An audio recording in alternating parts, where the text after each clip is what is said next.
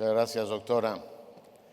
¿Me va a permitir que el día de hoy, y sin que sirva de precedente la tutee? Por favor. Gracias, Claudia. Bueno, pues yo quisiera empezar la conversación hablando del tema de esta convención, ¿no? El progreso de México es responsabilidad compartida, gobierno, sociedad, sector privado, y empezar por la materia del ABM. Y es ¿cuál debe ser el papel que el gobierno tenga en el sistema financiero? En el pasado hemos visto que se ha potenciado el Banco de Bienestar, el presidente formuló su deseo de haber comprado uno de los bancos. En fin, ¿qué estás pensando tú en esa materia? ¿Cuál debe ser el papel del gobierno? ¿Debe o no tener un banco? ¿Por qué no nos cuentas un poquito qué estás pensando en eso? Sí, sobre eso. Yo creo que por lo pronto hay que fortalecer lo que tenemos. Por un lado, la banca de desarrollo, Banobras, Nacional Financiera y los demás bancos importantes, y por otro lado hay que fortalecer el Banco de Bienestar. La virtud del Banco de Bienestar es que hoy tiene acceso a lugares en donde no accede la banca comercial. La cantidad de sucursales que se han abierto, particularmente para programas sociales como es la pensión adulto mayor, se tiene acceso a poder tener el efectivo que se requiera para poder tener las posibilidades del consumo. Entonces, sería el fortalecimiento del Banco de Bienestar, como está para los programas sociales, y por otro lado, pues el fortalecimiento de la banca de desarrollo, que es fundamental para poder potenciar la economía, dado lo que hemos expuesto. Que es un sector que así está muy saludable y han agradecido la certidumbre, que no se hayan cambiado efectivamente las reglas. Sobre este impresionante paquete de infraestructura que estás pensando y sobre el papel que han tenido los militares en la construcción, tengo dos preguntas que pues serán definitivas para la próxima presidenta, si tú eres electa. Lo primero es, las empresas que hoy existen, pues está Mexicana, la de aviación, están los aeropuertos, están efectivamente muchas obras que hoy están bajo control militar. No está necesariamente definido, te pregunto, si eso debe permanecer así o si podría haber una gestión de tener, no sé, consejeros militares en las empresas, pero que sea, digamos, el gobierno civil el que administra esto. ¿Sí? Sobre este tema, ¿ya tienes pensado si la propiedad de esas empresas debe quedar en militares? Bueno, por lo pronto está así. Hay que mantenerlo de esa manera, valorarlo cómo está funcionando y en todo caso cambiar la situación. Pero así como está, por lo pronto hay que mantenerlo. De momento sí. Hay también un señalamiento por parte de la industria de la construcción que en los últimos meses ha tenido un crecimiento enorme, de que el presidente López Obrador ha descansado mucho la construcción en ingenieros militares, dejando de lado a los privados. De manera más amplia te pregunto, ¿qué opinas de la colaboración público-privada en la edificación de infraestructura? ¿Debe ser la norma? ¿Debe ser la excepción, Claudia? Sí, a ver, yo no creo que se haya dejado de lado a las empresas de la construcción. Yo creo que ha sido tan acelerado el crecimiento de la construcción en estos 6 años y particularmente en los últimos 3 años, que ha habido la participación de las empresas privadas, caso Tren Maya, y además el apoyo de la Secretaría de la Defensa Nacional, porque más que el Ejército es la Secretaría de la Defensa Nacional y los ingenieros militares. No podría haberse construido lo que se ha construido hasta ahora si no hubiera sido por la conjunción de ambos en el desarrollo del Tren Maya o del interoceánico. En términos de las asociaciones público-privadas o de ese esquema, de esa herramienta para el desarrollo de infraestructura, a ver, me parece que es una opción, sin embargo, creo que hasta ahora esa opción ha tenido costos muy altos. Entonces, tiene que revisarse como se ha revisado, hay varios ejemplos que requieren necesariamente revisarlos porque finalmente es el recurso público, aunque sea una asociación público-privada, es el recurso público el que se va entregando cada año para la operación de un privado, de un servicio público.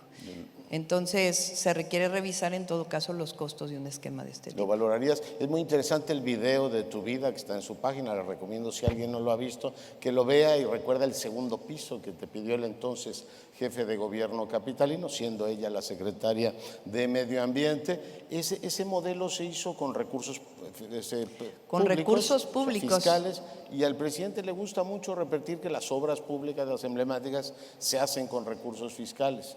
Veo que tú tienes una, digamos, visión Bueno, a combinada. ver, por ejemplo, en la Ciudad de México, nosotros destinamos cerca de 179,000 millones de pesos a infraestructura. La gran mayoría se hizo con recurso público directo, pero por ejemplo, la renovación de la línea 1 del metro fue una obra pública financiada que permitió pues que se pagara a mediano plazo porque no había el recurso suficiente para hacerlo y era indispensable hacerlo. Comprendo. Hay, pues, por supuesto, otros temas, el más candente es pensiones. ¿Qué opinas de ese tema? Está la discusión en el legislativo. Bueno, ¿qué opinas sobre el tema de las pensiones? ¿Hacia dónde ¿De la deberíamos reforma actual? encaminarnos? De la reforma actual y en términos generales, si eres electa presidenta, ¿hacia dónde debería moverse el financiamiento de las pensiones? A ver, el tema actual es cómo hacemos para que un trabajador, trabajadora, que ha trabajado 30 años, 35 años de su vida, pueda retirarse con una pensión digna. La reforma del 97 y del 2007 hacen que las pensiones sean muy pequeñas, incluso un recurso que se puede otorgar que no garantiza pues la posibilidad de una vida posterior. Entonces está planteando mejorar ese sistema de pensiones.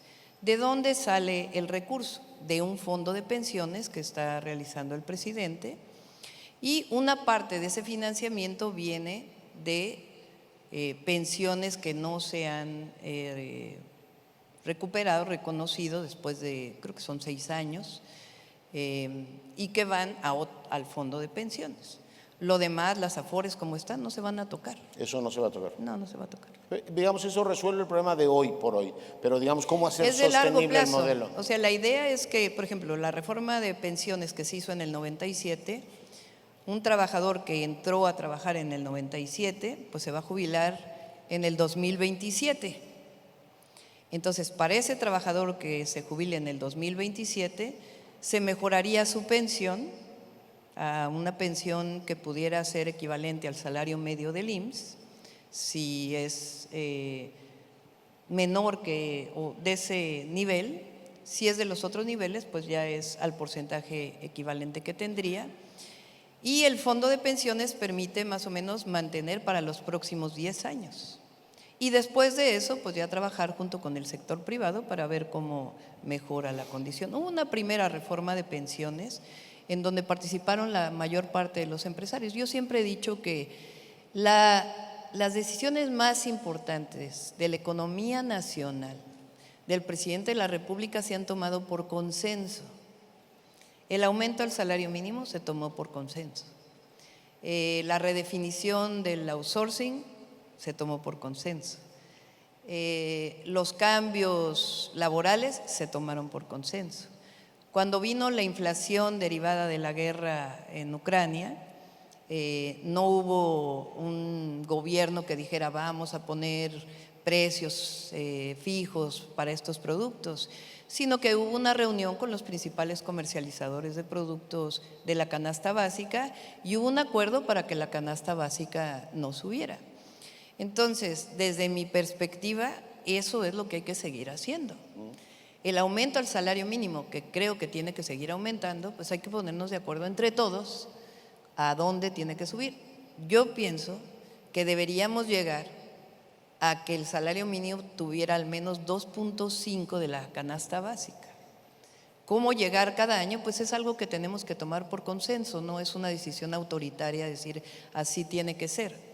Cualquier cambio que pudiera haber en términos de las pensiones también hay que sentarse para poder platicarlo. Entonces yo creo que si así ha funcionado en este momento, es un esquema en donde debemos de seguir trabajando de manera conjunta para ponernos de acuerdo sobre el futuro, porque finalmente todos queremos la prosperidad compartida. que los trabajadores y trabajadoras mexicanas cada vez vivan mejor. Entonces, ¿cómo hacemos eso para que haya mejores salarios, para que haya acceso a la vivienda, para que haya infraestructura?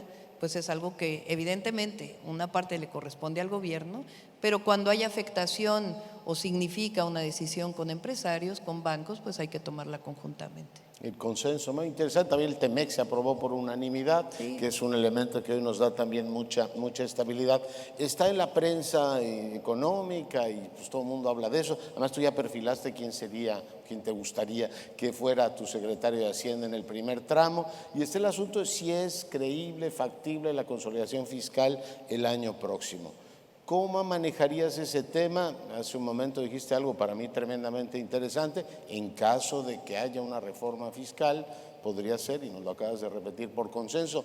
Me encantaría que me hablaras de los dos temas, Claudia. Sí, a ver, por lo pronto no estamos pensando en ello. ¿La reforma fiscal? Sí. Pienso que todavía hay oportunidades de incremento en el ingreso. Hablé de dos temas. Uno es la digitalización y la simplificación del pago de impuestos para las personas físicas y morales, que disminuya tiempos en el SAT y en otras instituciones de la República, como Secretaría de Economía, por ejemplo.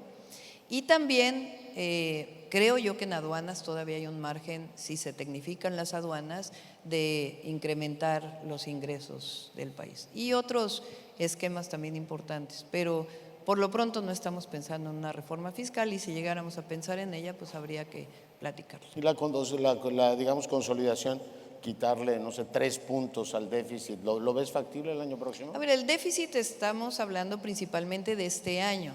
Entiendo que lo explicó ya el secretario de Hacienda.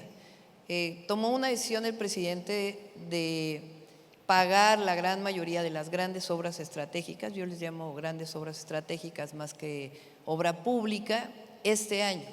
Entonces, no es que vamos a cargar el déficit para los siguientes años, sino que este año es particular y los próximos años, evidentemente, tenemos que tener una disminución del déficit. Volveríamos y regresar al 3%, exactamente. El tema de aduanas se quejan mucho los empresarios. Parece que es un desastre en algunos puntos y de migración ya no te cuento. ¿Qué tienes pensado sobre este tema? Es que hay que tecnificar. Las aduanas tienen algunos problemas que han disminuido, pero todavía tienen algunos problemas. Por ejemplo, largos tiempos de espera. No solamente en los puertos, sino también en el cruce fronterizo a los Estados Unidos. Hay veces que son largas horas o incluso días para poder pasar por también temas que hay que trabajar con los Estados Unidos. Entonces, yo estoy convencida que tecnificando, que hay una parte que se está haciendo ahora de compra de cámaras en las aduanas, tecnificando va a permitir disminuir los tiempos y al mismo tiempo poder recaudar más, dado que hoy pues la revisión pues en muchos casos es manual. Preguntarte es un tema en el que creo que se debe colaborar también entre el sector público y el gobierno, que es la ciberseguridad. Claudia, hay 19 iniciativas que no han prosperado, es un tema que nos pega a todos, es un tema creciente y te pregunto qué tienes pensado sobre el particular, cómo vas a abordar este gran asunto. Sí, hay que platicarlo en términos de las sanciones a quien afecte un sistema de seguridad, sea privado o sea público.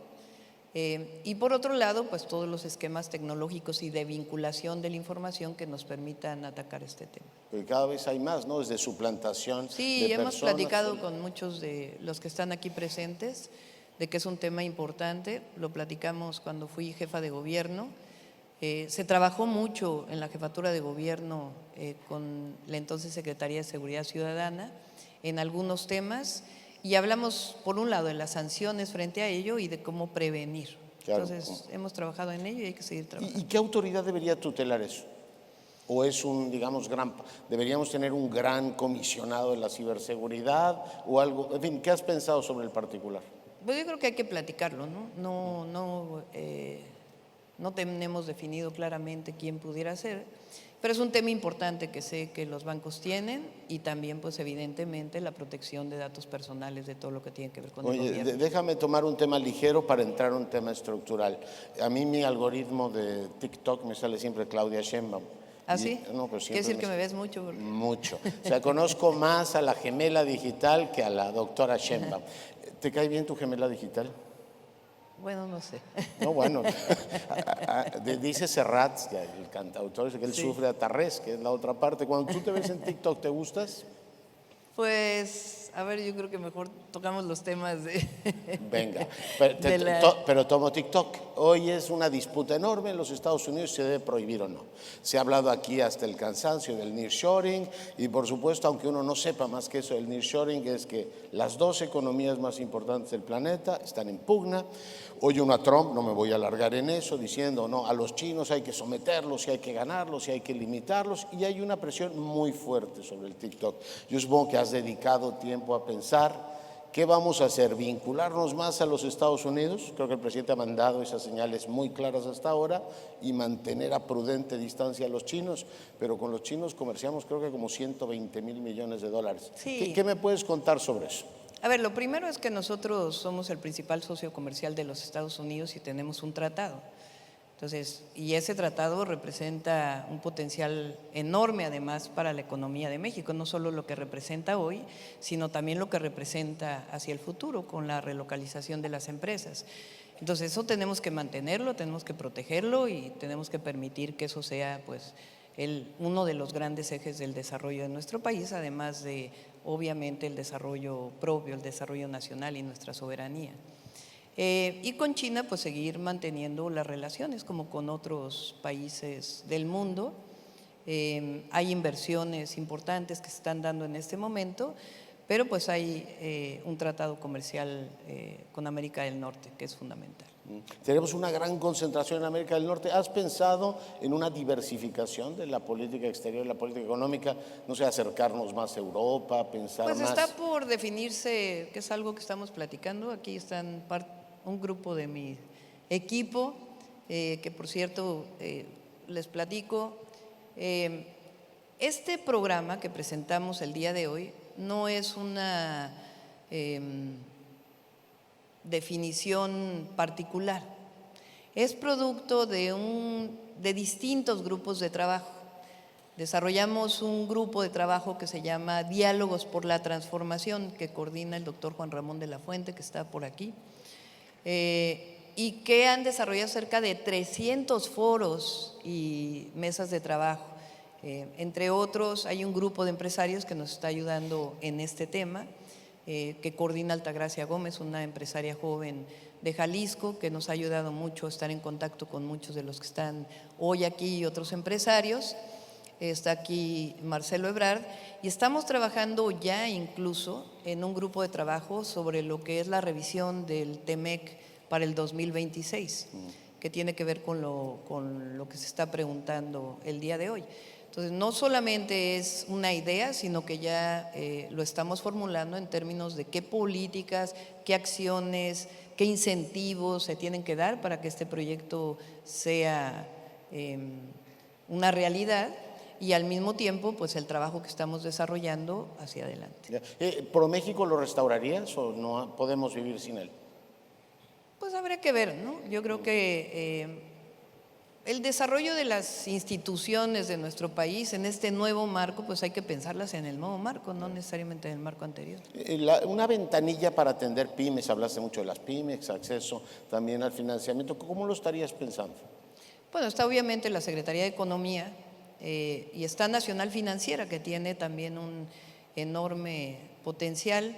Les platico, cuando fui secretaria de Medio Ambiente, y hace ya muchos años, con el presidente cuando fue jefe de gobierno, desarrollamos el primer esquema de financiamiento para la sustitución de taxis en la Ciudad de México, con Nacional Financiera y el gobierno de la ciudad, a partir de un esquema en donde nosotros dábamos la garantía para la sustitución, que tuvo prácticamente, no hubo prácticamente cartera vencida en ese programa.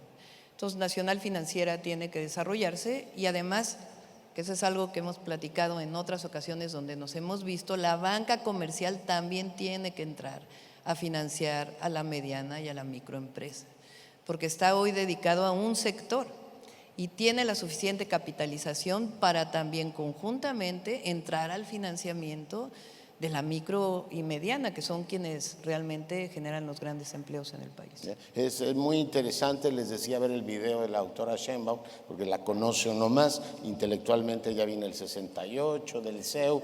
Ahora veía que la señora Matsukato, que es muy influyente en muchos sectores, ahora es asesora de Petro, ¿no? Y lo asesora sobre el papel que debe tener el Estado en materia económica y cómo potenciar más sus cosas. Digamos, en la tradición intelectual de Claudia Sheinbaum, ¿quiénes son así las personalidades que más te han influido, Claudia? Bueno, pues, digamos, en este tema, En general. Yo durante años me dediqué al estudio de la energía y el medio ambiente. En las épocas donde yo estudié, y además creo que ahora es uno de los grandes proyectos hacia adelante en términos energéticos, la visión era: ¿para qué necesitamos la energía? No es la visión macro de este es el crecimiento del PIB y por lo tanto la energía debe crecer a la misma velocidad, sino para qué se requiere la energía y a partir de ahí, en términos de la eficiencia y la tecnología, cómo poder cumplir con la demanda de energía. Y ahí hubo 4 autores que desde hace muchos años hablaron del desarrollo sustentable. Un autor hindú o de la India, de apellido Reddy, Amulya Reddy, que fue como el gran potenciador de esta visión, que es la visión desde la demanda, no desde la oferta, sino desde la demanda. Y de alguna manera de ahí pues tiene que ver mucho del desarrollo intelectual, digamos, que he tenido hacia adelante. Qué interesante. El modelo de seguridad, porque nos quedan ya 12 minutos y quisiera que tuvieras un mensaje final. Modelo de seguridad, tú lo exhibes, los capitalinos podemos dar cuenta y fe de lo que allí ocurrió. ¿Tiene diferencias con el modelo que hoy tenemos? Por ejemplo, el mando de la Guardia Nacional. ¿Debe ser un mando militar o debe ser un mando civil? ¿Hay diferencia respecto al modelo que hoy tenemos? Yo estoy de acuerdo en que el mando de la Guardia Nacional esté dentro de la Secretaría de la Defensa Nacional. No es que sea parte del Ejército, porque es una comandancia distinta y eso es muy importante. Pero la disciplina militar y lo que significa una institución como la Guardia Nacional, con más de 140,000 elementos, necesitamos también protegerla para que no caigamos nuevamente en el pasado. Ya no voy a decir mucho más. La descomposición del cuerpo. Y al mismo tiempo tenemos que consolidar la Guardia Nacional. Por ejemplo, en la vigilancia de carreteras, que es un tema importante, tenemos que consolidarla como primeros respondientes. La policía, ¿cómo actúa? Es una policía preventiva, las policías de nuestro país. Actúan y detienen a un delincuente cuando hay un delito en flagrancia. Hacia allá tiene que ir la Guardia Nacional también, no solo de presencia, sino también de detención en flagrancia, que es lo que establece la ley. Pero también en este vínculo de la inteligencia y investigación, que es fundamental. En la Ciudad de México aumentamos de 15,000 a 75,000 cámaras, pero no hubiera sido suficiente la tecnología si no hubiéramos tenido el modelo de inteligencia y investigación que tuvimos para la policía, vinculado con las fiscalías, porque quien hace las carpetas de investigación para presentarlas ante un juez para detener un delincuente es la Fiscalía de Justicia de los Estados o la Fiscalía General de la República. Entonces, estamos hablando de una Guardia Nacional consolidada, pero también la coordinación con las fiscalías y con el Poder Judicial. Claro. El órgano o el sistema de inteligencia que planteas, ¿de quién dependería? Tendría que depender de la Secretaría de Seguridad Ciudadana. Secretaría de Seguridad. Sí, hoy el CNI depende de la Secretaría de Seguridad Ciudadana. Está en un mando civil, pero tiene que haber una coordinación de las distintas inteligencias e investigación para poder hacer carpetas de investigación con la Fiscalía y detener delincuentes. Ya. Ha habido mucha discusión sobre el tema del mando de la Guardia Nacional, ya nos lo dejaste claramente. Hay gente que dice que deberíamos movernos, ya que vamos a tener mujer presidenta, también a mandos militares presidentes o a lo mejor mandos civiles en defensa. ¿Sobre este tema has pensado algo, Claudia? Sí, creo que por lo pronto tiene que haber mandos militares en la Secretaría de la Defensa Nacional y esperemos que pronto haya generales de división mujeres, porque por lo pronto son solamente hombres los generales de división. Una discusión también en el ámbito muy especializado ha sido el tema de la UIF y las reuniones. Vino la señora Yellen, hace poco vimos a Llorio también hablando con su contraparte. Hay preocupación por la fortaleza económica de los cárteles o de las organizaciones criminales. Sobre ese tema, ¿qué has pensado? Yo creo que son dos temas. Uno, hay que tener obviamente una política en torno a la delincuencia organizada y que tiene que ver, en efecto, se han cancelado muchas cuentas de la delincuencia organizada ahora, porque es importante esta idea de que la política del presidente es abrazos, no balazos, dice la Secretaría de Seguridad Ciudadana, eso no quiere decir que estemos cruzados de brazos. Y si ustedes ven cada 15 días el informe del presidente sobre seguridad, el primer tema se llama cero impunidad. Entonces, por eso son los dos brazos, atención a las causas y al mismo tiempo la cero impunidad, que tiene que ver con que un delito que se cometa, pues tiene que ser sancionado penalmente de acuerdo a nuestro sistema penal acusatorio y los códigos penales estatales y a nivel federal. Pero para la delincuencia organizada, evidentemente, pues hay que seguir trabajando sobre el tema del dinero y tener la política de inteligencia criminal que nos permita disminuir la impunidad. Tú has hecho tu carrera política con el presidente, tú eres investigadora en la universidad, el presidente te convoca y eres secretaria. Ahora eres la candidata de Morena, bueno, de la coalición. ¿Qué herencia te deja el presidente? O sea, cuando tú ves ahora el umbral de poder ser electa presidenta, te deja pues un discurso muy potente, te deja una aura personal muy fuerte, pero te deja para mí un país el que tiene muy buenos resultados en lo económico, en seguridad más o menos, en fin, la herencia presidencial. ¿Cómo gestionar al López Obrador, Claudia? Bueno, ustedes saben que nosotros hemos caminado con el presidente López Obrador muchísimos años y para nosotros pues es un gran presidente. Es un hombre muy querido por el pueblo de México y que además este modelo económico que ha generado en nuestro país es único en el mundo. Significa estabilidad económica y financiera o macroeconómica, una disciplina quizá mayor que la de los gobiernos anteriores en términos del manejo de la deuda, la autonomía del Banco de México, la responsabilidad en términos del gasto y al mismo tiempo potenciar el mercado interno disminuyendo las desigualdades y la pobreza. O sea, se salieron de la pobreza con todo y la pandemia 5 millones de mexicanos y mexicanas.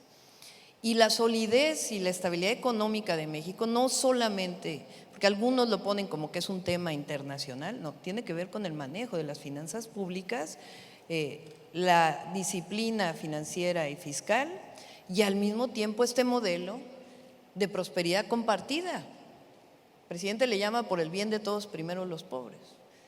Muchos hablamos de prosperidad compartida, es lo mismo. No podemos hablar de prosperidad en un país si la prosperidad se queda en unos pocos. La prosperidad tiene que llegar a todos los mexicanos y mexicanas. Y este desarrollo del mercado interno de nuestro país a partir de la distribución de los recursos y del aumento del salario, que ha sido muy importante, que creo que todos están de acuerdo en ello, pues ha generado también esta estabilidad económica de México. Entonces nos deja un gran legado, nos deja además obras estratégicas muy importantes que son de visión de largo plazo para el país y por supuesto el cariño que le tiene el pueblo de México al presidente. Tú hablas en uno de los puntos de hacer una república fraterna. ¿Tú ves que después de las elecciones, el nivel de polarización que tenemos, este país se reconcilie y trabaje juntos o trabajemos juntos en una misma línea, Claudia? Sí, a ver, sobre el tema de la polarización, yo lo que he dicho es, veamos cómo le ha ido a los bancos. Le ha ido muy bien en estos 6 años, a pesar de la pandemia, producto del trabajo de los bancos, pero también de la situación económica del país. Veamos cómo le ha ido a la gran mayoría de los empresarios y empresarias de México. Les ha ido bien. y al mismo tiempo al que menos tiene también le ha ido bien. Antes la división social era mayor, ahora ha disminuido las desigualdades y la pobreza. Entonces puede visualizar la polarización de manera distinta. Ahora, ¿qué pienso yo hacia adelante? Creo que el diálogo es fundamental, como lo ha